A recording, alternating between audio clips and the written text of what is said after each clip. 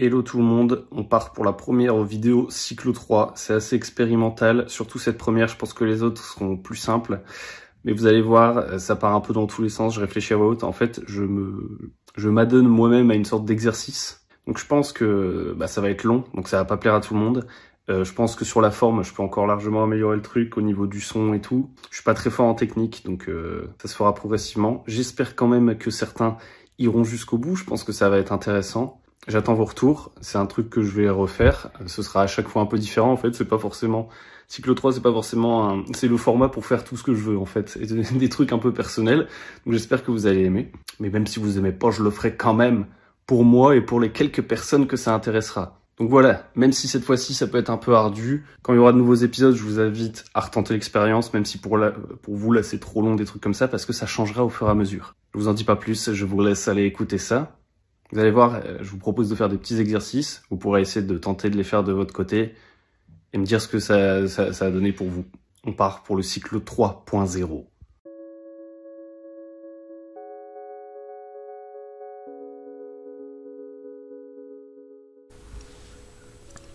Bonjour à tous et à toutes et bienvenue dans Cycle 3.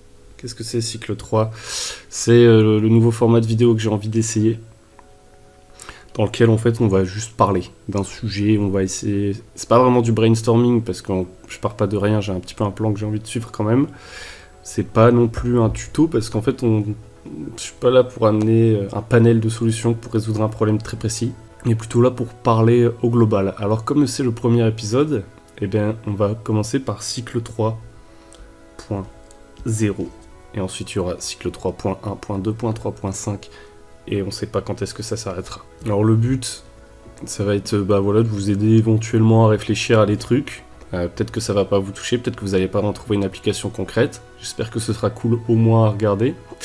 Et puis j'espère surtout que ça vous permettra de réfléchir et peut-être de trouver vos propres solutions, vos propres, de nouvelles pistes finalement pour votre voyage de rôliste, votre voyage de MJ en particulier quand même, parce qu'on est sur le bon MJ. On va voir. Donc moi, le premier épisode de cycle 3, je voulais le consacrer à un concept. Alors, je vais pas forcément arriver avec des grandes révélations ou des trucs extrêmement précis, parce que c'est aussi... Moi, je réfléchis un peu en même temps que je le fais aussi. Mais c'est une question de positionnement et de mission un peu en tant que MJ. En fait, si vous avez vu la dernière vidéo là où je parlais du fait que je voulais maintenant faire des choses un peu plus personnelles sur la chaîne, c'est en direct lien, c'est un petit peu la suite. C'est-à-dire, moi j'ai l'impression, et c'est pour ça que j'appelle ce truc cycle, que finalement, on n'a pas une progression...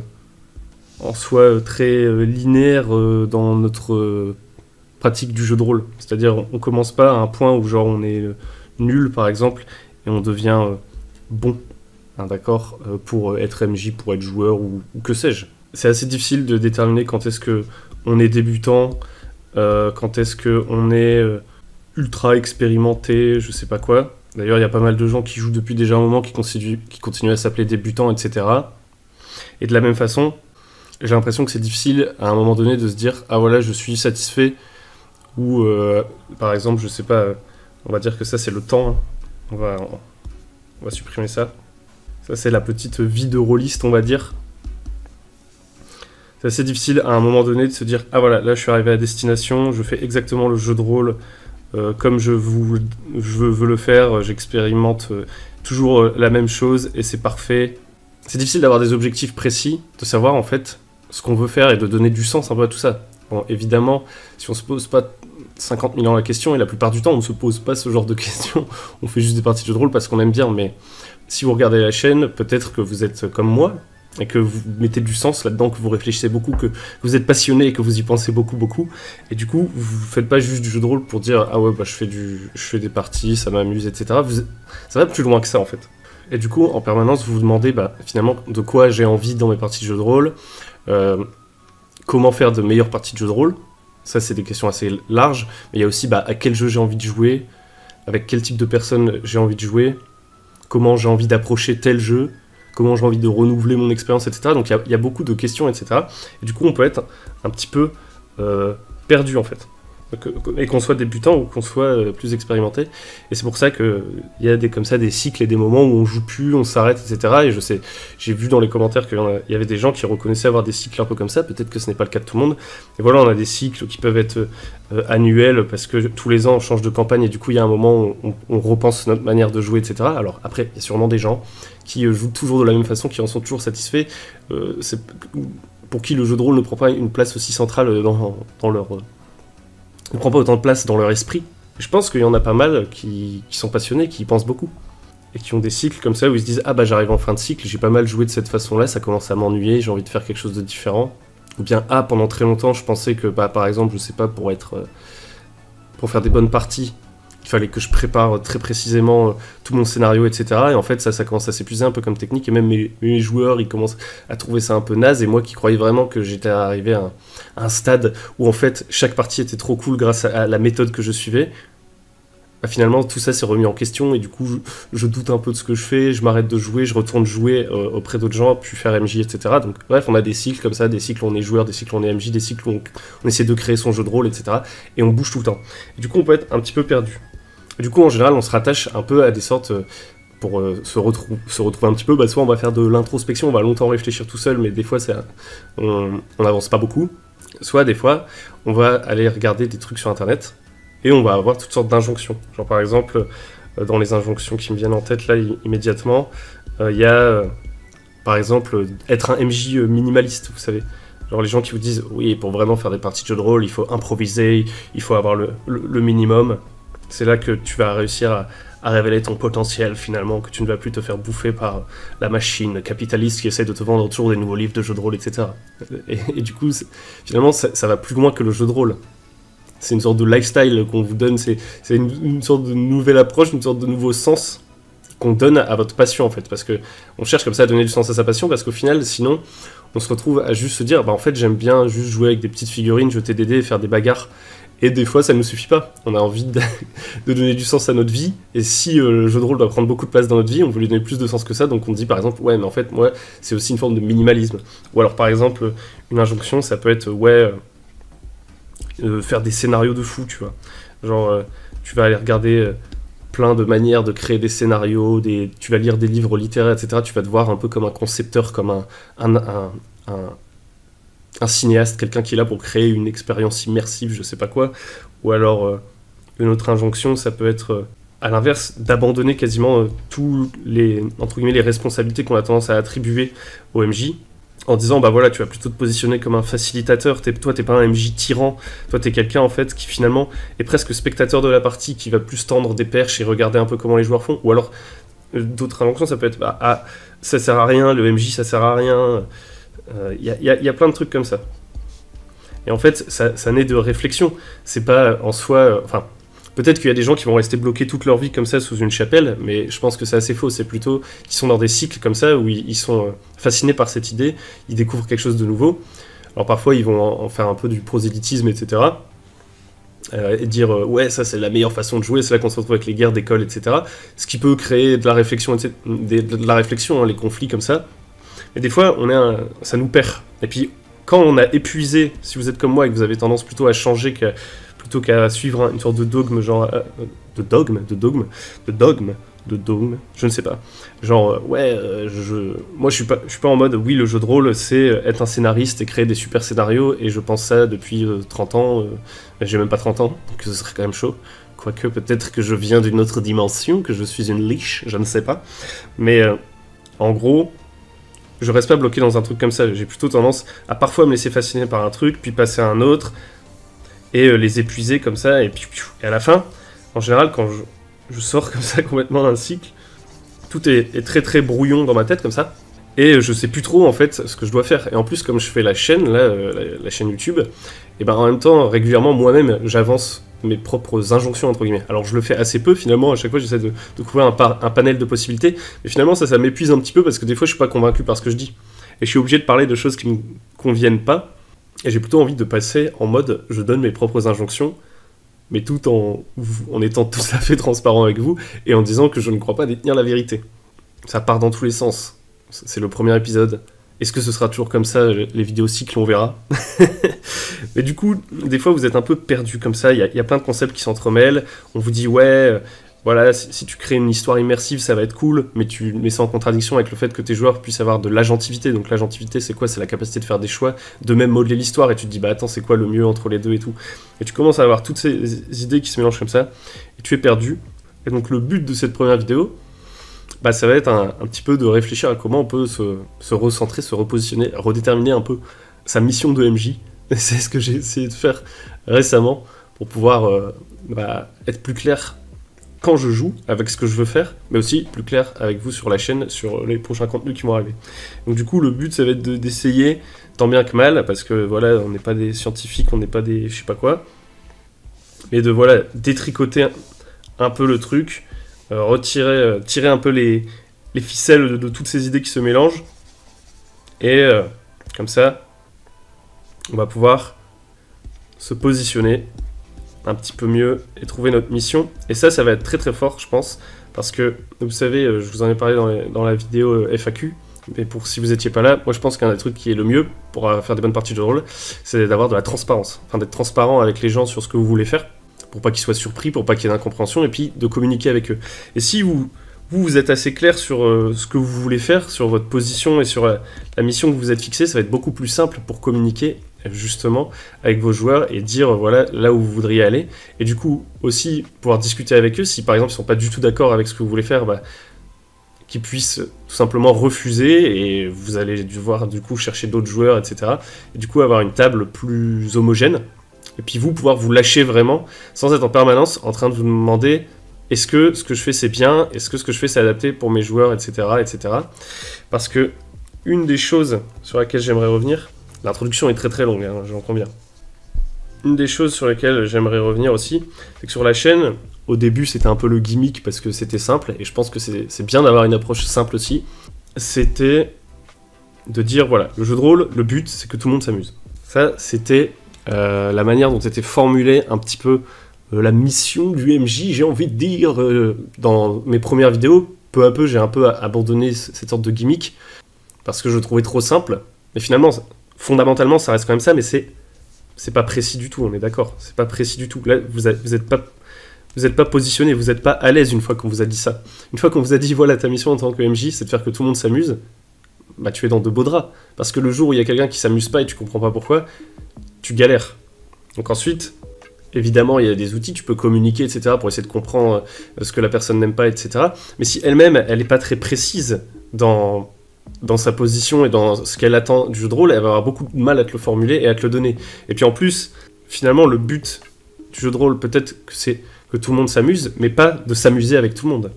Parce que finalement, certes, une bonne partie de jeu de rôle, c'est une partie où tout le monde s'amuse, mais est-ce que ta mission à toi, en tant que MJ, pour autant, c'est de t'amuser avec tout le monde, en gros de t'adapter en permanence aux autres pour que tout le monde s'amuse. Parce qu'en fait, à force de toi t'adapter en permanence aux autres, tu vas avoir du mal à continuer à t'amuser, parce que peut-être que toi aussi t'as des goûts finalement, à moins que ton positionnement unique et que tu sois quelqu'un de totalement homogène qui est prêt à faire toutes les concessions, mais c'est quand même vachement extrême comme position, et ben il y a très très peu de chances que tu arrives à t'amuser avec tout le monde et à tout le temps concéder, etc. Genre si tes joueurs ils disent ah ouais en fait ce serait trop cool qu'on ait une fusée dans cet univers médiéval fantastique, et que tu fais ok, et c'est cool pour tout le monde, et bah vas-y on fait une fusée, alors que toi t'avais vraiment envie de jouer du médiéval fantastique, tu ne t'amuses plus, donc déjà tout le monde ne s'amuse plus, et puis surtout tu t'es adapté finalement à des gens avec qui peut-être tu ne vas pas t'amuser de toute façon, puisqu'ils ont tendance à vouloir faire des choses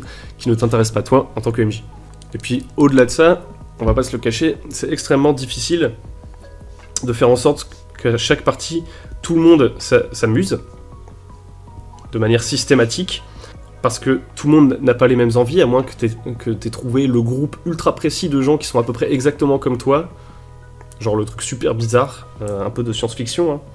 Et en plus, est-ce que tout le monde doit s'amuser autant ? Voilà, est-ce que tout le monde doit s'amuser autant ? Parce que si tout le monde s'amuse à minima un petit moment pendant la partie, en fait tout ça c'est très très peu mesurable. Donc je pense qu'on ne peut pas se baser sur cette injonction, même si voilà, en tant que cap, c'est assez intéressant, essayer de faire en sorte que tout le monde s'amuse. Mais on va essayer de trouver des trucs plus précis, c'est ça le but de cette vidéo. Alors, ce qui m'a donné l'idée de cette vidéo, notamment, bah, c'est parce que moi-même, j'étais en train de me redire, attends, il faut que tu te repositionnes sur ce que tu veux faire, à la fois sur la chaîne et dans tes parties de jeux de rôle. Puis c'est aussi la conversation qu'on avait eue avec lors de la table ronde pour les MJ débutants qui n'a pas été publiée, puisqu'il y a eu un bug au montage, il va falloir la refaire. Enfin, pas au montage, à la capture, il va falloir la refaire, ça c'est sûr. Et parmi les participants, il y avait Brand, de Lapin Marteau, qui disait ouais, un bon moyen quand on est débutant aussi de relativiser quand on veut se lancer, bah, c'est de se fixer un objectif pour la partie, pas vouloir se dire voilà je vais faire la meilleure partie tout de suite, mais se dire bah cette partie j'aimerais bien que voilà tout le monde ait à peu près pris la parole autant de temps. Pour moi c'est ça le facteur que je vais surveiller dans ma partie pour voir si bah, ça a été une réussite. On n'est pas là pour parler de MJ débutant, pour parler de ça spécifiquement, mais c'est de là d'où m'est venue l'idée de, même quand on n'est pas débutant, parce que moi je me considère plus comme débutant, peut-être le devrais-je, je ne sais pas, peut-être que je devrais me considérer pour être humble, être un débutant permanent, je ne sais pas, mais je pense pas que ce soit le cas, et du coup, je trouve que pour autant c'est assez intéressant voilà, de se fixer un cap. Donc c'est le but de la vidéo.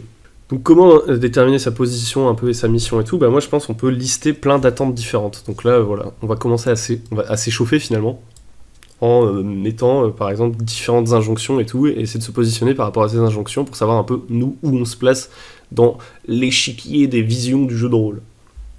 Donc, par exemple, un truc de base c'est Rules Does Matter. Alors là il y a peut-être des théoriciens ou je sais pas quoi qui vont venir m'assassiner, mais c'est pas grave. Moi je vous fais mon interprétation du truc. Par exemple, il peut y avoir ce débat là dans le jeu de rôle. Il y a des gens qui vont vous dire dans le jeu de rôle, ce qui est important, alors là c'est pas une question de savoir si t'es bon ou t'es pas bon joueur, je sais pas quoi, ça n'a rien à voir, c'est une position par rapport aux règles du jeu, et il y a des gens qui disent bah, les règles sont importantes dans un jeu de rôle, alors que t'as des gens qui disent que les règles ne sont pas importantes, et on pourrait imaginer différents positionnements sur ce spectre en fait. Vous allez avoir des gens qui disent les règles on s'en fout, on joue sans règles, ce qui déjà en soi peut être un système, parce qu'en vrai je crois pas que c'est rule, c'est peut-être system does matter, system does not matter, peu importe, en soi jouer avec aucune règle c'est déjà une forme de règle, donc si on va dans cet extrême, finalement ces deux extrêmes se rejoignent. Je dis pas que c'est toujours le cas que les extrêmes se rejoignent, d'accord, je suis pas en train de faire de la politique, mais là en l'occurrence je trouve que c'est un peu le cas. Et ensuite il y a rules does matter, enfin system does matter, et c'est en mode l'extrême, ce serait être très révérencieux envers le livre. Parce que vous pourriez dire, les règles sont importantes, mais on accepte de les changer, ça vous positionnerez par exemple un peu ici, on accepte de les changer entre les parties, etc. Mais par contre, pendant la partie, on les respecte toujours à la lettre, on trouve que ça a de l'importance pour l'expérience de jeu. Ou alors, vous pourriez dire, attends, moi je veux avoir une expérience unique enfin, justement pas unique, authentique, en utilisant exactement les règles du jeu, en les respectant à la lettre, en sacralisant presque un peu l'œuvre, et ce serait peut-être cet extrême-là. Après, en soi, c'est pas forcément... ce positionnement se colle pas forcément sur les règles en soi. C'est juste... il donne juste de l'importance à reconnaître le fait que les règles d'un jeu ont un impact sur la narration, ou plus largement l'expérience de jeu. Donc je grossis un peu le trait, mais c'est pour donner des idées. Après, on pourrait se positionner plus ici, c'est en mode, oui, bon... les règles, ça a un peu d'impact, enfin, il y a peut-être cette petite règle voilà, qui donne un peu de saveur, mais tout le reste, on s'en fout. Vous l'aurez compris, je suis un peu à côté de la théorie exacte du truc, mais c'est pour vous donner une idée, du genre de réflexion qu'on peut avoir. Parce que vous n'avez pas à être forcément révérencieux face à des théories, on n'est pas là pour parler de théories rôlistes, on est juste là pour se poser des questions. Donc ça, c'est une première question qu'on peut se poser. Ensuite, on peut aimer les jeux prescriptifs. Les jeux prescriptifs, préférez des jeux qui demandent de l'arbitrage. Là, par exemple, vous avez des jeux, bon, je prends des exemples pareils un peu à l'arrache, mais dans des jeux comme Dungeon World, The Sprawl, Root et tout, des PBTA, Powered by the Apocalypse, bah vous avez des moves qui vont vous dire à quel moment précis de la partie vous jetez les dés, à quel moment vous ne jetez pas les dés. Alors, des fois, il y a quand même matière à interprétation, mais c'est assez prescriptif comme mode de jeu, ça veut transmettre une expérience assez précise, etc. Alors qu'à l'autre bout du spectre, vous pourriez avoir un jeu one page, enfin, même pas en fait, one page. Enfin, ça peut être un jeu one page, mais c'est pas obligé d'être un jeu one page. Mais un jeu où on vous dit, voilà, en fait, que vous jetez, vous avez de la force, de la dextérité, etc. Et c'est le MJ qui vous dira quand vous devez faire un test. Finalement, il y a beaucoup d'arbitrage ici, parce que finalement, c'est un peu au MJ de déterminer quand est-ce que vous allez jeter les dés. Ensuite, on pourrait avoir, par exemple, ouais, en fait, je joue pour créer une histoire ou pour simuler un univers. Voilà. Vous pouvez, comme ça, vous exercer un peu à faire des sortes d'oppositions d'idées qui sont pas obligées de s'opposer dans l'absolu. Hein. C'est à vous de créer vos propres oppositions et essayer de vous placer sur ce spectre pour essayer d'éclaircir un peu ce que vous attendez du jeu de rôle et pour pouvoir mieux le formuler. Et donc, du coup, créer une histoire, ça pourrait être... ouais, en fait, si on prend un même univers, entre guillemets, genre, je sais pas moi, un truc un peu de SF, on pourrait se dire, ouais, en fait, nous, on joue à un jeu de SF où nos personnages, ils sont quasiment immortels, où on fait plein d'ellipses, où les voyages spatiaux sont pas dangereux, sauf quand on le décide, parce qu'on considère qu'à ce moment-là, c'est intéressant, etc. On se pose, en fait, la question de l'intérêt pour l'histoire, en permanence, plutôt que la question de la crédibilité.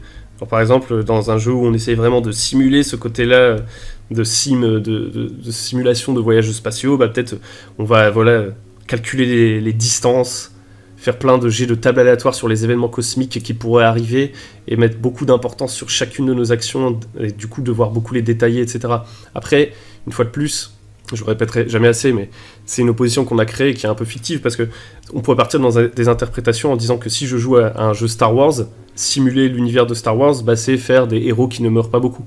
Parce qu'en fait, dans la fiction Star Wars, simuler une fiction Star Wars, c'est des héros super forts, etc., qui ont beaucoup de chance, qui se font toujours sauver au dernier moment par leurs potes, etc. Donc, en termes de simulation d'univers, enfin de réalisme, entre guillemets, si on prend juste les éléments empiriques, un petit peu, de l'univers de Star Wars, très certainement que ça devrait pas se passer comme ça, et qu'il y a du scénarium et tout qui entre dedans. Mais vous voyez ce que je veux dire.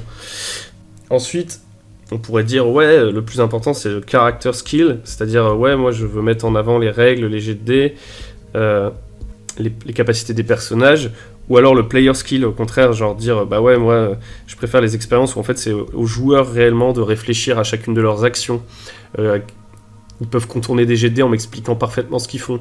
S'ils ont des connaissances scientifiques avancées, ils vont pouvoir m'expliquer comment ils arrivent à allumer un feu, et si je trouve ça crédible, je vais dire ok sans leur faire un jet de survie, vous voyez ce que je veux dire.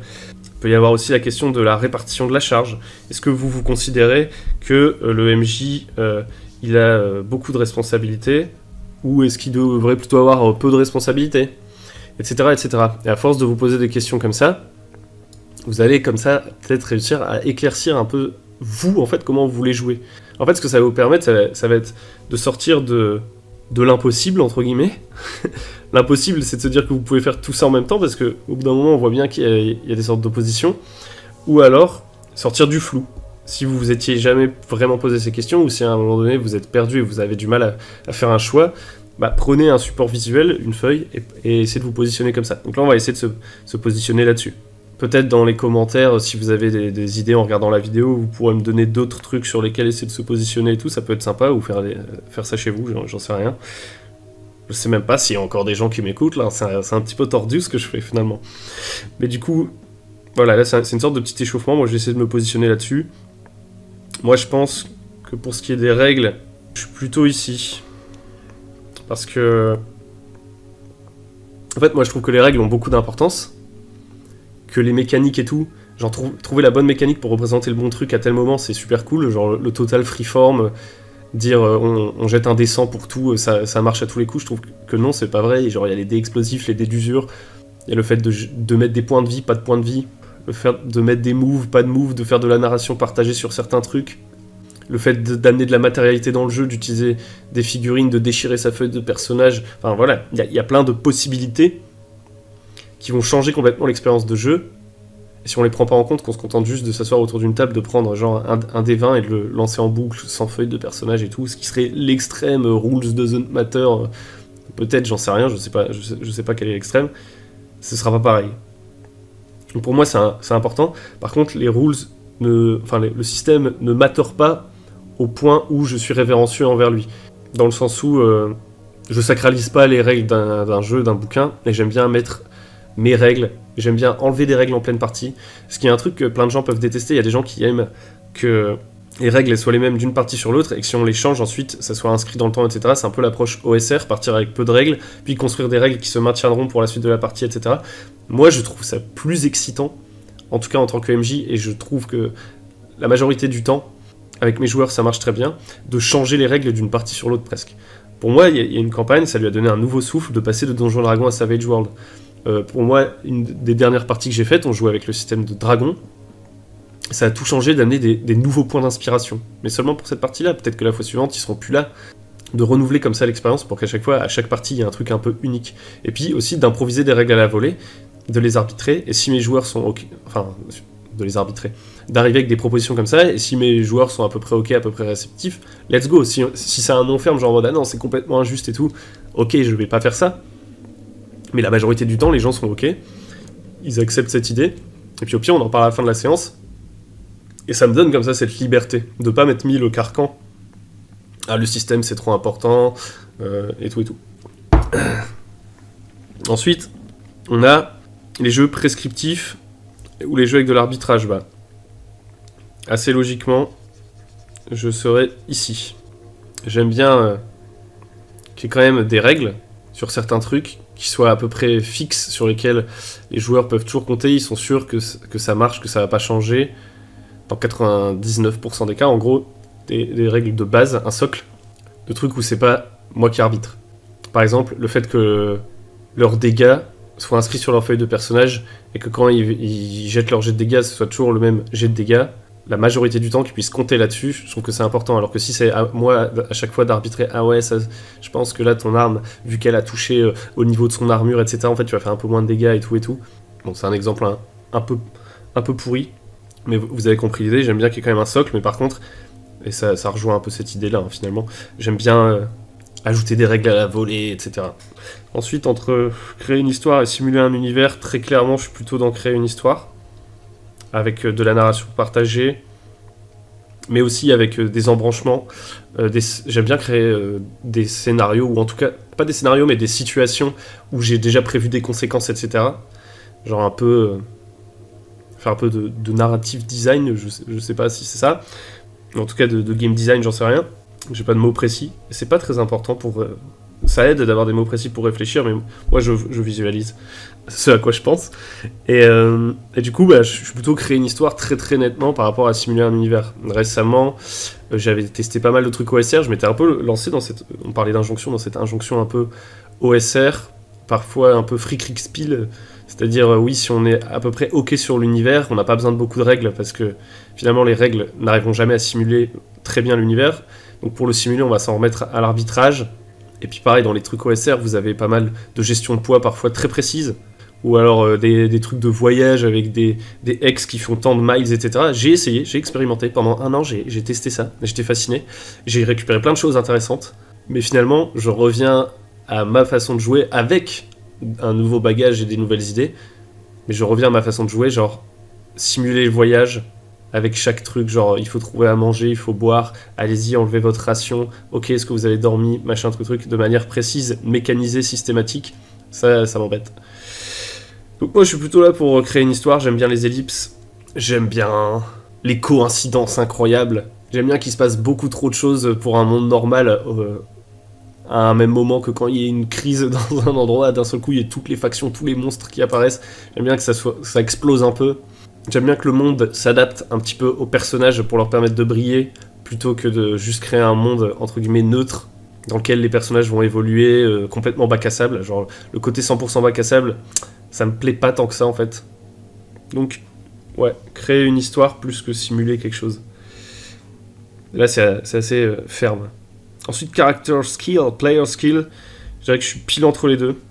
Ça me saoule quand mes joueurs ils font trop longtemps des plans, qui détaillent pendant 150 000 ans leur approche, que ça casse la fluidité du jeu, tout ça pour essayer de gruger un avantage ou juste de pas avoir de jet de dés, etc. Donc j'encourage pas en permanence mes joueurs à faire appel à leur player skill. Des fois j'ai juste envie qu'ils se lâchent, qu'ils soient badass, qu'ils play to lose, et c'est limite ça que je vais récompenser. Mais par contre s'ils font une tactique intéressante, s'ils relèvent pas qu'ils relèvent une incohérence, mais qu'ils relèvent un truc dans le terrain qui devrait vraiment leur donner l'avantage, etc.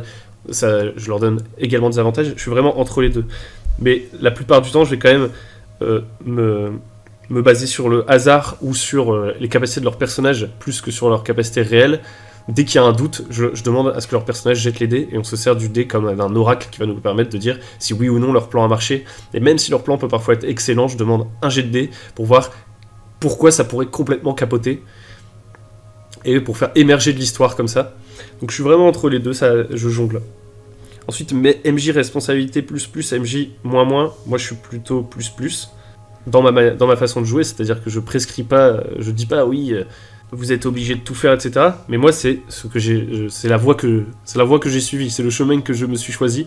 Je suis plutôt responsabilité plus plus, même si et c'est ce qu'on va voir après avec la mission qu'on va essayer de faire découler de tout ça, même si je suis pas prêt à faire toutes les concessions.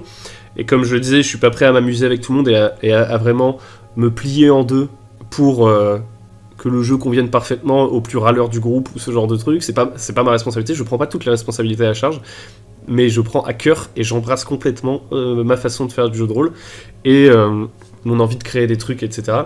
Et je prends souvent, et c'est dans ma nature, très à cœur que la partie soit réussie, entre guillemets, et quand il y a des gens quand je trouve qu'il y a une partie qui est un peu plus molle, etc., même si je sais que c'est pas forcément de ma faute, que ça peut être les autres qui sont fatigués, ou bien des fois que c'est moi qui suis fatigué, et en fait c'est pas forcément de ma faute si je suis fatigué, peut-être qu'il y a des circonstances extérieures, etc.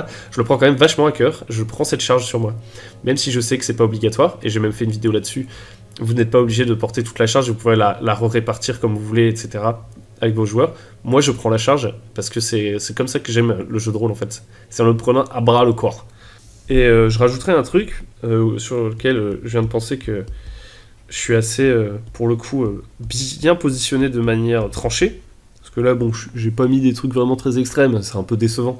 C'est sur le fait de pas tricher. C'est sur le fait d'être transparent, de jeter quasiment, je dirais, en fait même 100% du temps, les dés devant les joueurs.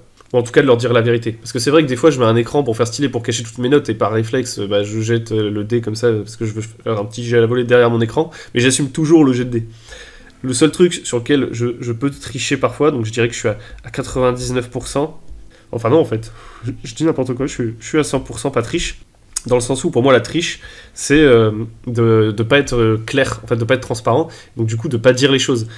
J'allais dire, je suis à 99% parce que des fois, je vais tricher d'une certaine manière en faveur des PJ. Par exemple, là, dans ma dernière campagne, il y a eu un TPK, un Team Party Kill, tout le monde est mort.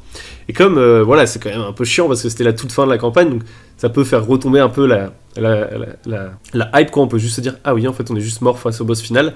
Bah, j'ai changé les règles d'un seul coup. Il n'y avait plus qu'un survivant, c'était quasiment sûr qu'il allait crever. J'ai dit, ok, on va changer les règles, vu que t'es tout seul et tout. On va régler ça en un jet de dés. Les autres, vous décrivez tous comment vos personnages à l'agonie arrivent à quand même filer un petit coup de main au dernier survivant pour qu'il fasse une attaque finale sur le boss. Tu vas avoir plein de bonus. Si tu réussis, vous avez gagné à la dernière seconde, à un poil près. Si tu rates, c'est fini, vous êtes mort. Et donc en fait, je change les règles, je triche en leur faveur, mais je suis complètement transparent avec eux parce que j'ai envie de les voir gagner. Pour autant, je vais pas dire non, vous êtes pas mort, ou alors je vais pas faire de Deus Ex Machina, ou alors je vais pas faire pour de faux des GD qui vont faire perdre mon boss derrière l'écran pour les faire gagner, tu vois. Parce que ça, je trouve que c'est nul, ça arrache tout sentiment de victoire, etc. Donc moi, à ce moment-là, ce que je fais, c'est au lieu de me mettre en mode oui, je vous assiste discrètement, non, c'est je suis avec vous les mecs, en fait j'ai envie que vous gagniez, et donc du coup, on change la règle exceptionnellement, et en un jet de dés, on va gérer le truc. Et du coup, via cette transparence, pour moi, je ne triche pas en fait. Et donc c'est vachement cool. Et finalement, ils ont raté quand même. Ils sont tous morts. Et du coup, ce qu'on a fait, c'est... je leur ai dit, maintenant, vous m'expliquez comment les PNJ et tout vous retrouvent morts. Enfin, comment les PNJ, finalement, arrivent à achever la bête que vous avez quand même laissée extrêmement affaiblie, etc. On passe un peu en mode cinématique et tout. Vous l'avez vraiment quasiment buté. Vous choisissez un PNJ que vous avez trouvé cool. Et c'est lui qui va mettre le coup fatal. Retrouvez vos corps. Vous enterrez. Il y aura un cérémoniel. Ensuite, la caméra va se déplacer. On va voyager 100 ans dans le temps. Et on se retrouve avec un vieux qui est en train de raconter votre histoire de comment vous êtes sacrifié en héros dans un livre avec ses petits-enfants, et ce vieux, c'est qui ? Bah, c'est l'arrière-petit-fils du PNJ qui est venu vous enterrer, etc. Et on dit des trucs complètement ouf, et ça permet de temporiser quand même, de faire une fin qui reste épique et cool, même s'il y a la grande déception de toute cette mort.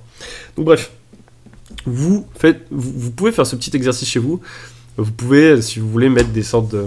dans les commentaires et tout, des petits comparatifs de trucs comme ça peut être cool, et je pense que ça va vous aider un peu à vous positionner. Et si vous êtes débutant, si vous êtes complètement débutant et que vous avez aucune vraiment idée de ce que vous pensez de tout ça, parce que peut-être vous avez jamais joué en fait. Vous pouvez quand même faire l'exercice pour peut-être que ça va vous éclaircir justement pour ensuite faire un choix et arrêter d'aller regarder plein d'informations à droite à gauche. Vous dites ok, moi c'est à peu près cette vision-là que je vais adopter. je vais faire un gros truc, mais genre, imaginons vous avez des points comme ça qui ont touché les lignes ici, ici et ici. Si vous dites ok, moi finalement je suis un peu au centre, je sais pas trop en fait pour le moment, mais bon j'ai quand même un peu l'impression que j'ai plutôt une tendance à vouloir créer une histoire et peut-être à faire des jeux prescriptifs, bah ouais peut-être que je devrais aller faire un PBTA, je sais pas, ou alors peut-être que vous êtes comme ça, qu'est-ce que ça ferait ça? Ça fait ouais les règles c'est très important, ou peut-être que je veux vraiment parfaitement maîtriser mon système, etc., choisir le bon système et tout. Donc pour moi, le choix du jeu auquel je vais jouer, c'est très important. Et puis, ensuite, peut-être que je veux un jeu qui soit prescriptif, avec quand même beaucoup de règles assez détaillées. Donc je sais pas, peut-être un Pathfinder, il y a quand même de l'arbitrage, on n'est pas dans le plus grand des extrêmes. Mais voilà, quand même, pour toutes les situations, il y a la petite règle pour sauter, pour tenir sous l'eau sans se noyer, je sais pas quoi. On est à peu près au milieu pour ce qui est de créer une histoire. Par contre, on va mettre du player skill. Bon, là, ça devient un peu bizarre. on a quand même une tangente assez étrange, mais voilà, ça peut peut-être vous aider. Donc ça, c'était... On est toujours dans l'expérimentation, d'accord? Ça, c'était un peu un avant-goût pour se chauffer.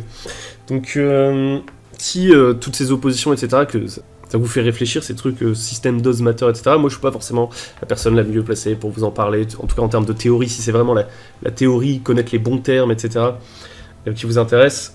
Je suis pas forcément la meilleure personne, mais vous pouvez aller voir du côté de Tapis, Virginia. Donc Tapis, c'est un des modérateurs du Discord. Il essaie en ce moment de faire un wiki de la théorie rôliste.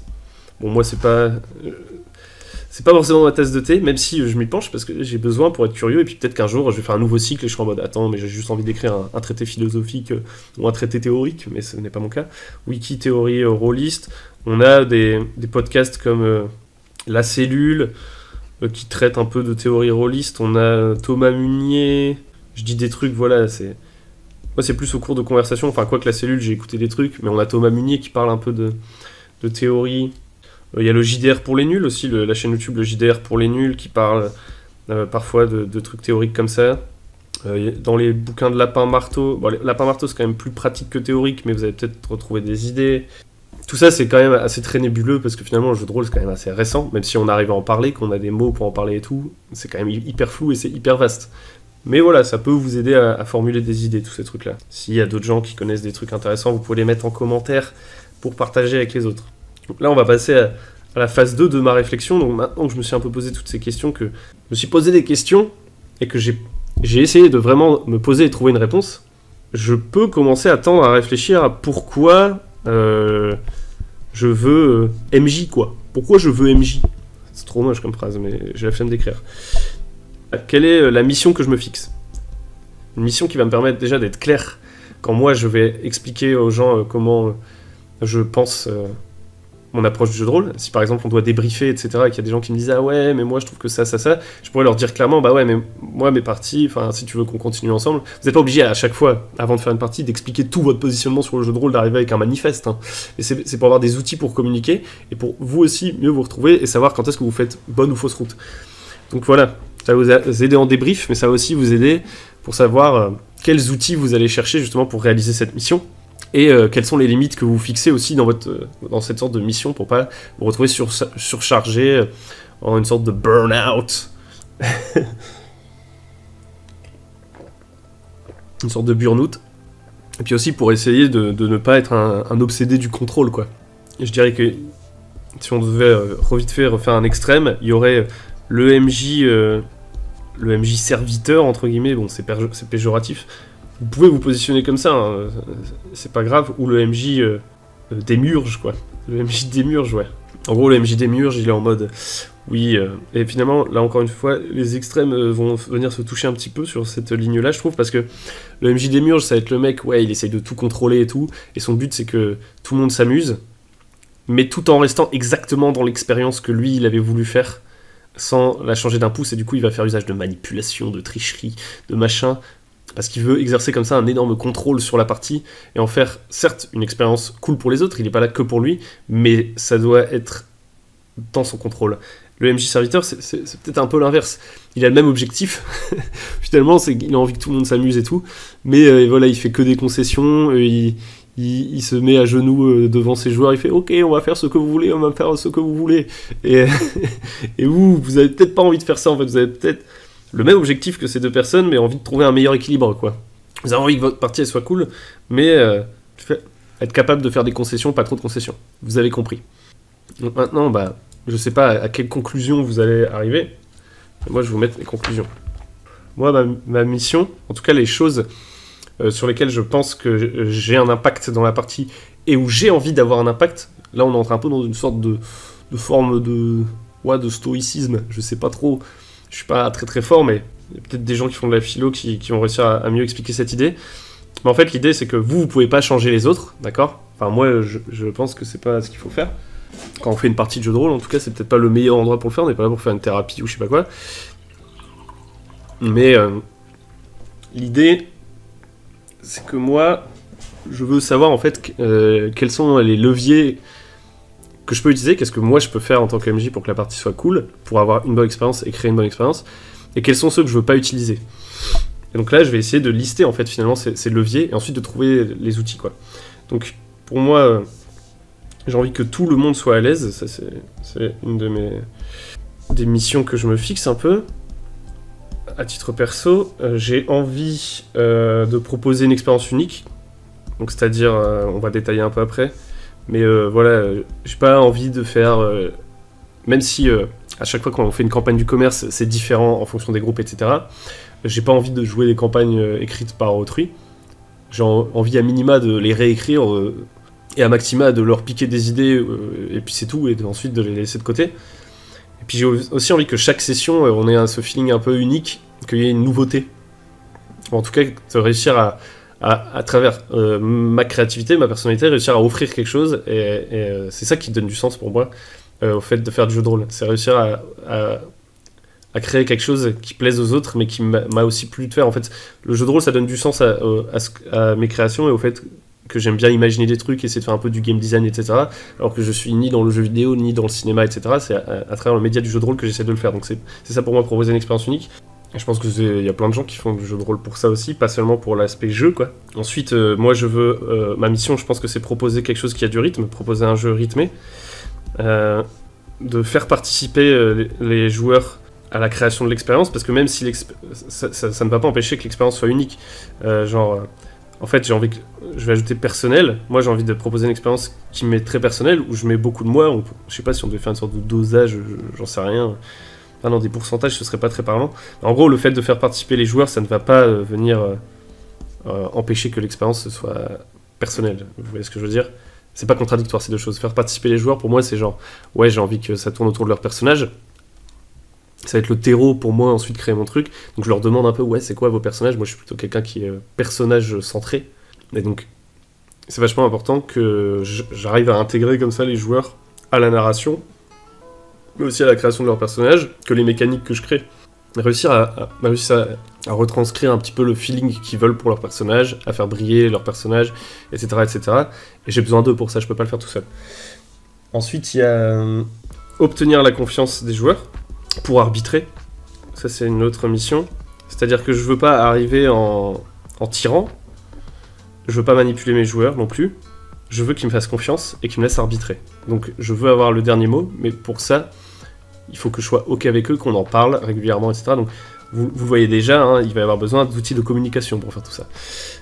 Et pour avoir cette confiance, bah, il faut que je la mérite aussi. Et ensuite, je veux embrasser le hasard. Moi, je veux embrasser le hasard, c'est-à-dire que lorsque j'ai un doute, je jette les dés.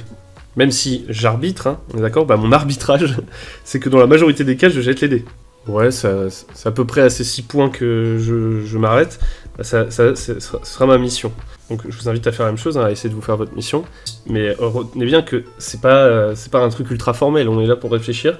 Et du coup, elle peut évoluer. J'ai le droit aussi d'échouer dans cette mission de temps en temps. Il peut y avoir un malaise, et on va en discuter. Il peut y avoir... je peux perdre la confiance des joueurs parce que ils ont l'impression que j'ai fait n'importe quoi et je peux revenir en arrière. on peut en discuter. Donc dans tous les cas, il va falloir communiquer, c'est un truc mouvant, mais ça permet d'être beaucoup plus clair, et vous allez voir après pourquoi ça va être beaucoup plus clair. Donc là, je vais décliner ça en outils vite fait. Donc mettre à l'aise, bah, la première chose pour mettre à l'aise, déjà d'être à la cool, quoi. Je sais qu'il y a des gens qui vont prendre le jeu de rôle de manière ultra sérieuse immédiatement, ou être ultra dans l'immersion, genre limite ils vont transformer leur maison pour quand leur joueur arrive. J'ai déjà essayé de faire des trucs comme ça m'a plu, mais c'est parce que j'avais déjà la confiance des gens, je pense, hein. Parce que c'était des potes, etc. Je ferais pas ça comme ça avec n'importe qui au pif et tout. Et donc, pour moi, une des premières choses, c'est d'être à la cool, quoi. C'est d'être en mode normal, en mode le plus empathique possible, même si moi j'ai tendance à un petit peu être une sorte de robot. Hein. Des fois, j'ai un peu de mal à comprendre à faire preuve d'empathie, à comprendre les émotions des gens immédiatement, donc je vais être obligé de faire de la communication verbale pour comprendre parfois, mais j'essaie d'être... on dirait plus un robot, là, on dirait un monstre. D'être en mode tranquille, même si pour moi le jeu de rôle c'est serious, enfin c'est un truc qui me tient vraiment à cœur, c'est pas grave si mes joueurs sont un poil en retard. Même si ça m'énerve beaucoup plus quand mes joueurs sont en retard pour un jeu de rôle que pour autre chose. C'est pas grave si à un moment ils sont déconcentrés. C'est pas gravissime s'il y en a un qui sort son téléphone. Des fois on voit des trucs genre en mode les téléphones c'est interdit. Bon ok, si vos joueurs ils sont non-stop sur leur téléphone, franchement je pense déjà vous devriez plus vous inquiéter du jeu, de soit ce que vous avez préparé, de la manière dont vous leur avez présenté le jeu de rôle, ou du jeu auquel vous êtes en train de jouer, ou vous inquiétez tout simplement du fait que le jeu de rôle les intéresse, hein, si réellement ils sont sur leur téléphone non-stop. Mais voilà, s'il y en a un qui sort son téléphone, genre il y en a un qui part aux toilettes alors que on n'a pas prévu de faire une pause là maintenant, c'est pas grave, c'est it's ok. Si ça sort du roleplay et tout, moi je trouve c'est tranquille. On peut faire des vannes et tout. Et ensuite, il y a le petit débrief, hein, évidemment, pour discuter de nos attentes et aussi la session 0. C'est quand même des trucs que je fais assez régulièrement. Je le fais pas toujours, la session 0. Des fois, je le fais à la deuxième partie, en fait. Parce que des fois, on peut aussi se jeter à la cool dans un one-shot vite fait et tout. Puis ça passe ou ça casse. Mais c'est quand même des outils dont je me sers régulièrement, surtout le débrief, il y en a quasiment toujours un. Puis il peut y avoir les lignes et les voiles, les trucs comme ça. Éventuellement, on peut faire un petit check avant la partie. Donc les outils de sécurité émotionnelle. Donc ouais, tout ça, ça permet de mettre les gens à l'aise, à la cool. Ensuite, c'était quoi notre deuxième truc? C'était expérience unique. Ouais. Donc l'expérience unique. Expérience... unique. Donc comme ça fait grandiloquent, mais j'imagine que la plupart d'entre nous avons envie de créer une expérience unique, et de toute façon assez naturellement en faisant une expérience unique, parce que je doute que des gens aient vécu exactement ce que vous avez vécu à votre table, et vous voyez ce que je veux dire, d'accord? Vous voyez ce que je veux dire. Donc pour ça, il faut être capable d'ouvrir les vannes, ce qui n'est pas évident pour moi, hein, parce que comme ça peut paraître une évidence, mais ouvrir les vannes, pour moi, c'est pas toujours facile, c'est-à-dire que des fois de base, je suis plutôt révérencieux envers les livres, les campagnes, les univers, j'ai pas envie de les casser, je pense beaucoup cohérence. J'ai tendance à penser un peu en arborescence, on a tous nos manières de penser. Moi je pense pas mal en arborescence, et je suis assez visuel aussi. Et le fait de penser en arborescence comme ça me fait toujours penser à la cohérence. Et quasiment dès que je pense à une situation de jeu de rôle, je vois finalement beaucoup les possibles conséquences, moi je les vois pas toutes, mais les plus probables, et du coup, des fois ça te fait une surcharge, parce que du coup, tu penses tout de suite à ce qui pourrait mal se passer, ou alors à comment tes PJ pourraient ne pas du tout être intéressés par ce truc, etc. Et du coup, des fois, ça peut faire du overthinking, mais en fait là, je me disperse un peu, parce qu'en fait, ce dont je voulais surtout parler, c'était de la révérence envers des univers, etc., et envers le pseudo-réalisme. Et du coup, il y a des jeux où je me suis déjà interdit d'y jouer parce que j'avais l'impression de ne pas avoir bien compris leur univers, et je me disais, bah non, tu peux pas jouer dans l'univers, tu le comprends pas assez bien. Alors qu'en fait, t'as juste à t'en parler, etc. Et ça, c'est un taf que je fais sur moi-même, d'ouvrir les vannes. Parce que sinon, j'en ai plein des idées. Mais il y en a plein que j'ose pas faire. Comme par exemple, faire cette vidéo un peu bizarre, parce que je me dis que tout le monde s'en fout. Proposer... Ouais, voilà. Proposer des trucs qui te donnent envie. Ça, c'est... Proposer des trucs qui te donnent envie, ça, c'est vraiment ma mission. Et pas forcément te plier à la table, parce que si tu te proposes des trucs qui te donnent envie, ton imaginaire il est sûrement beaucoup plus... ton enthousiasme, l'intensité que tu vas pouvoir mettre et tout, ça va être beaucoup plus fort et ça va être beaucoup plus authentique et ça va être beaucoup plus personnel si toi-même tu as la flamme dans cette idée. Au moment où tu vas l'amener sur la table, tout le monde va le ressentir, cet enthousiasme. S'affranchir des limites des règles, ça c'est un truc. Je vous ai dit, je suis plutôt rules does matter et je lis des limites des règles. Hop là. Et je suis plutôt contre. Enfin, pas contre. Je me dis qu'il y a vraiment des trucs intéressants dans les mécaniques. En lisant plein de jeux de rôle, vous découvrez plein de trucs. Ça vous fait penser. Vous commencez à vous intéresser au game design, à comment quels sont les effets que produisent les règles sur le jeu, sur la fiction et tout. Donc je trouve que c'est ultra intéressant. Et c'est pour ça que j'ai acheté plein de jeux de rôle et que j'ai lu plein de jeux de rôle récemment. Bon, il y en a tellement qu'il y en a forcément 1 milliard que je ne connais pas. 1 milliard, c'est beaucoup. 1 milliard, c'est beaucoup, ça veut dire que, ouais, il y a au moins... Bah, il y a soit 1 milliard d'auteurs, soit il y a au moins 500 millions d'auteurs qui ont fait 2 jeux. Ouais, non, 1 milliard, c'est trop. 1 milliard, c'est trop. Mais vous voyez ce que je veux dire. Et... je dis vraiment n'importe quoi. Et je trouve que c'est passé... c'est passé à côté de beaucoup de choses, de pas s'intéresser aux règles et d'avoir comme ça une totale irrévérence envers les systèmes et ce qui est créé par autrui, etc. Et pour autant, quand je suis dans ma partie, en fait, je suis prêt à mettre plein de règles différentes que je trouve cool, en fait, qui m'excitent. Et c'est ça qui fait aussi que je pense que l'expérience sera plus unique et que je pourrais faire de chaque scénario un truc avec sa petite spécificité. Et ça va pas plaire à certaines personnes, mais ce n'est pas grave. Ensuite, il y a proposer un jeu rythmé, pour moi, c'est on évite les négociations. Donc ça revient à ce qu'on disait un peu sur le player skill tout à l'heure, négociations courtes. Moi, je veux qu'on me fasse confiance pour l'arbitrage. Si y a un joueur... Je suis chaud pour qu'un joueur arrive, me dise son idée, et essayer de faire en sorte qu'elle marche. Moi, je suis chaud pour que les idées des joueurs, elles marchent. Par contre, quand il y a un joueur qui veut complètement court-circuiter le côté émotionnel, le côté puissant de l'histoire, par exemple, on est à l'aube d'une méga bataille épique, tout le monde a commencé à se chauffer, et il y a une longue discussion entre les joueurs pour savoir si on va fuir, alors qu'il me reste 20 minutes de partie, ou alors une longue négociation pour savoir si finalement on peut réussir de manière réaliste à créer ce piège, nanana, et que ça prend 3 plombes. Moi, c'est des trucs que j'aime pas voir en jeu. J'ai pas envie de négocier parce que j'ai pas envie de me battre avec mes joueurs, en fait. Pour moi, si je commence à me battre vraiment avec un de mes joueurs qui me dit « Ah non, ça c'est pas cohérent, ça c'est pas je sais pas quoi », je suis en mode « Toi, t'as envie d'être MJ, toi. Toi, peut-être, tu t'amuses pas à la table, on va en discuter après la partie, et on verra. Peut-être que c'était juste ponctuel, juste là, ça t'a un peu saoulé, mais qu'au global, t'aimes bien. Ou soit c'est vraiment... Tu relèves de tes propres observations, tu trouves que ça manque de cohérence ce que je fais, que c'est n'importe quoi ma manière de jouer, et dans ce cas-là, on va se séparer. Négociation courte pour garder un jeu rythmé, et on règle les conflits au dé. Et aussi, un truc que j'utilisais plutôt comme une option, mais que je vais commencer à systématiser, les tours de table. Les tours de table... parce que franchement, ça change pas mal de choses pour vraiment que tout le monde ait l'occasion de participer. Ça veut pas dire que tout le monde doit participer avec la même intensité, c'est ok s'il y a quelqu'un qui est un peu plus observateur, mais les tours de table, franchement, c'est important parce que des fois, vous vous retrouvez dans cette situation où vous avez un PJ qui décide d'entreprendre une action, alors par exemple, d'aller jeter un coup d'œil dans la rue à côté, donc vous dites, ouais, tu dois faire un jet de discrétion pour éviter les gardes, hein. Il arrive là, tu dis, et maintenant tu vois les gardes, ils sont en train de faire ça. Qu'est-ce que tu fais? Et ensuite, il vous redit un truc, et là, il y a déjà eu 5 tours. La parole, elle a rebondi déjà 5 fois entre vous, le MJ, et le joueur, et du coup, les autres, pendant ce temps-là, ils font rien. Donc moi, vraiment, les tours de table. Ensuite, il y a travailler avec les joueurs. C'est une de mes missions, donc c'est-à-dire que je suis pas juste là pour arriver avec ma proposition, la délivrer, et ne faire participer personne. Donc ça veut dire l'agentivité. Même si je veux une expérience unique, que je veux créer des scénarios, etc., je dois trouver l'équilibre avec l'agentivité des joueurs, c'est-à-dire leur capacité à faire des choix en cours de partie.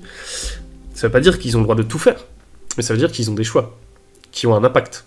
Éviter de laisser un personnage déçu par son... un joueur déçu par son personnage, pas laisser joueur déçu personnage, parce que s'il se le trimballe pendant trop longtemps, là, son personnage qu'il trouve pas ouf, c'est pas marrant en fait. C'est juste pas marrant. On peut lui proposer de refaire un personnage, de changer les règles du personnage, etc. Travailler avec lui. Aussi, un autre truc pour travailler avec les joueurs, c'est travailler l'équilibrage. Alors vous savez que je l'ai déjà dit dans plusieurs vidéos, je suis pas un fanat d'équilibrage. c'est-à-dire que je réfléchis pas en permanence à l'équilibre de mon jeu, mais si j'identifie un déséquilibre, que le jeu est trop facile, surtout, trop facile, ça m'embête, ou que c'est toujours les mêmes solutions qui permettent de régler les mêmes problèmes, genre si par exemple vous avez un sortilège, je sais pas, qui permet de faire 1 milliard de trucs différents, et qu'en fait à chaque problème c'est toujours ce sortilège qui permet de résoudre le problème, et du coup ça vole la vedette à d'autres joueurs, etc., ça m'embête. Du coup je vais travailler avec mes joueurs sur ce déséquilibre, je vais pas venir les nerfs directement, et sans en prévenir, et comme ça de manière un peu tyrannique. Je vais juste créer, leur dire, ouais, dans le jeu il y a des règles qui font que votre équipement il peut être cassé, ou vous pouvez perdre parfois vos facultés. Vous le savez à l'avance, je mets ça sur le hasard, je ne vais pas forcément arbitrairement dire, voilà, le méchant te lance un sort de vol mémoire et il te vole toute ta liste de sorts qui permettait que tu sois trop fort et maintenant tu es nul. Bon, ça peut être cool comme idée en vrai. Et voilà, il faut avoir le consentement des joueurs, c'est pour ça que je le mets dans travailler avec les joueurs. J'ai mis travailler les joueurs, on les travaille au corps, on devait les boxer là, sparring partner. Ensuite, on a la confiance, créer la confiance dans l'arbitrage. Donc la confiance dans l'arbitrage, c'est régulièrement prendre la température, toujours avec le débrief, etc.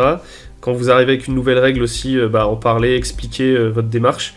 En fait, c'est la transparence. Hein. C'est la transparence concrètement. C'est-à-dire quand vous changez une règle, vous le dites à voix haute, vous trouvez une explication dans la fiction, vous êtes clair sur vos intentions.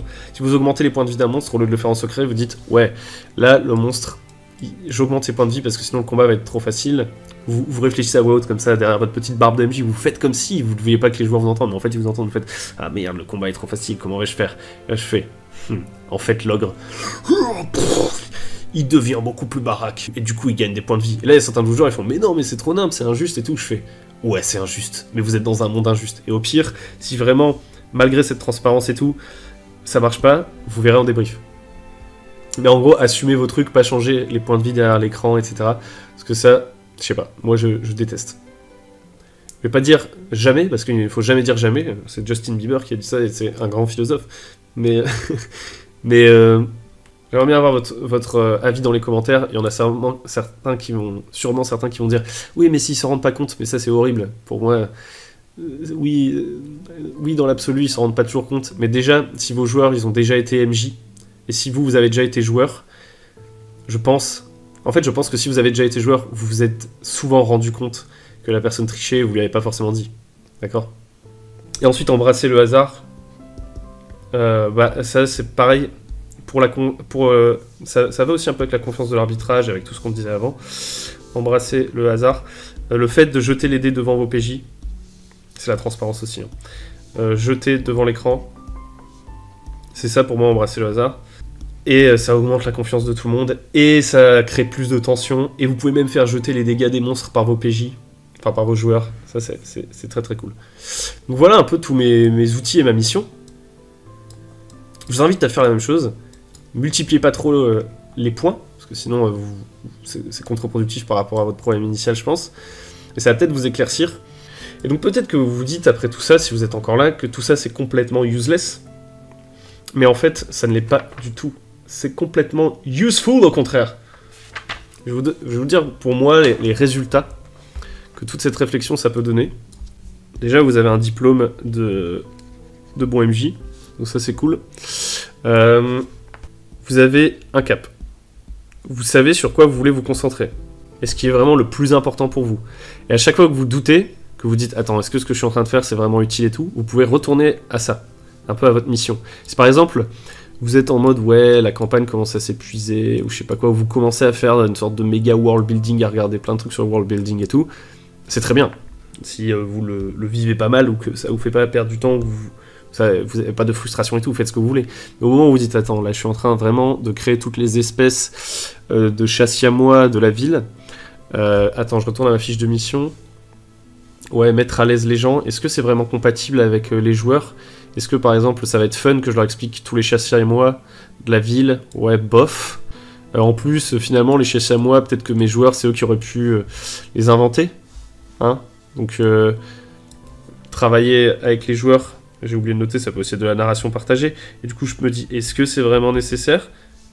Alors, est-ce que c'est un élément central ? Non, je peux le laisser aux joueurs, me décrire les espèces de chasse-siamois Est-ce que ça va permettre de créer un jeu rythmé? Est-ce que ça va donner une expérience unique? Ouais, non. En vrai, ma lubie des chaises chamois, c'est cool. Mais ça va pas me servir à ma première partie de jeu de rôle. Ma prochaine partie de jeu de rôle, donc j'y reviendrai plus tard.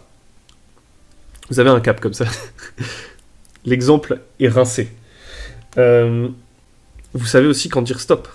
Vous savez quand vous n'avez pas envie de jouer avec quelqu'un et pas envie de faire d'efforts pour lui. Parce que par exemple, s'il y a quelqu'un qui fait que dans votre partie on n'est pas très à l'aise, genre vraiment, c'est peut-être pas votre taf, c'est pas votre mission de... Votre mission c'est de mettre les gens à l'aise, mais ça vous permet de vous fixer une limite là-dessus. Au global, votre mission c'est de mettre l'ensemble du groupe à l'aise. S'il y a quelqu'un de précis qui met tout le monde mal à l'aise, vous pouvez, sans regret, vous en séparer. Et c'est pas grave. Alors que si votre mission, vous l'aviez formulée différemment en disant « Je veux que tout le monde soit inclus dans ma partie », c'est pas pareil que de dire « Je veux que globalement, dans la partie, les gens soient à l'aise ». Vous voulez proposer un jeu rythmé et que vous avez quelqu'un qui s'arrête à chaque fois sur des points de règle, etc. Vous savez qu'il est en train de vous empêcher de réaliser votre mission et du coup qu'il y a un truc à faire. Si vous n'avez pas forcément cet objectif de jeu rythmé, que vous voulez jouer au rythme un peu des joueurs, à la cool et tout, que personne se plaint du fait que le jeu soit lent, ça n'est pas dans vos missions, donc vous n'êtes pas obligé de vous poser la question de comment faire un jeu plus rythmé juste parce que vous avez entendu cette injonction quelque part. Peut-être qu'un jour, vous vous direz « Ah ouais, ce serait cool que mon jeu soit plus rythmé » et vous reviendrez là-dessus. Mais là, c'est pas dans vos missions actuelles. Et du coup, grâce à tout ça, vous savez, en gros, dans quelle mesure vous voulez et pouvez agir. Donc maintenant, vous avez vos limites. Genre, moi, il n'y a pas de joueur qui remet en cause les règles en pleine partie. Je règle pas les problèmes perso des gens. Je laisse pas place à l'optimisation, pas d'optimisation dans ma partie. Tu veux que ton personnage ait cette capacité pour le style, on peut essayer de le faire, mais dans ce cas-là, on va essayer d'équilibrer un peu ça à la baisse, ou on va essayer de revoir ton personnage. Mais je me laisse pas imposer genre « Ah mais si dans le livre de règles c'est écrit que c'est comme ça, donc du coup ça s'applique forcément comme ça », moi je suis en mode « Non », parce qu'en fait, ouais, je propose une expérience unique, ça fait partie de mes 6 critères de mission, je suis désolé, nous n'utilisons pas les règles exactes du livre. Mais après, si tu es maître du jeu, je me plierai à tes règles. Pas garder ses joueurs à tout prix.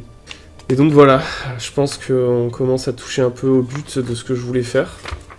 Mais je trouve que ça permet vraiment d'être plus clair avec soi-même et d'avancer plus facilement. Donc peut-être que vous ne posez pas toutes ces questions, que vous dites « Waouh, c'est quand même super compliqué tout ce qu'il a fait ». C'est possible. Et peut-être que vous êtes comme moi, que vous posez beaucoup de questions et que ça va vous aider. Vous pourrez me dire en commentaire. Et puis ça vous aura peut-être juste aidé à réfléchir. Donc si on devait conclure, finalement, la responsabilité d'une partie de jeu de rôle repose pas essentiellement sur le MJ, c'est pas que ça. Vous n'êtes pas responsable de la bonne conduite des autres joueurs. Des fois, bon vous avez fait de votre mieux et la partie était pas ouf, c'est pas forcément de votre faute, ça peut être des facteurs extérieurs, etc. Là-dessus, on est ok. Par contre, maintenant, vous savez ce sur quoi vous voulez avoir de l'impact, et vous faites de votre mieux dans ces trucs-là, et vous pouvez vous donner à fond là-dedans, sans vous demander si vous êtes sur le bon chemin ou pas sur le bon chemin, si vous faites bien ou pas. Parce qu'en fait, vous êtes fixé votre propre code du samouraï, votre propre code de l'honneur, votre propre code du MJ, et c'est cool. Et du coup, on en termine avec cette première vidéo cycle 3 qui, je l'espère, vous aura plu. Vous avez vu, j'ai une sorte de gant de Ninjato. Je dis n'importe quoi, je sais pas parler japonais. Rasengan. Et mais bon, voilà, j'espère que ça vous aura plu. Vous me direz ce que vous en pensez, je vais en refaire, quoi qu'il arrive. Peut-être qu'il n'y aura pas beaucoup de monde qui le regardera. Mais je vous espère qu'il y a quelques personnes qui vont kiffer, quoi. Voilà. N'hésitez pas à liker, à vous abonner. On se dit ciao.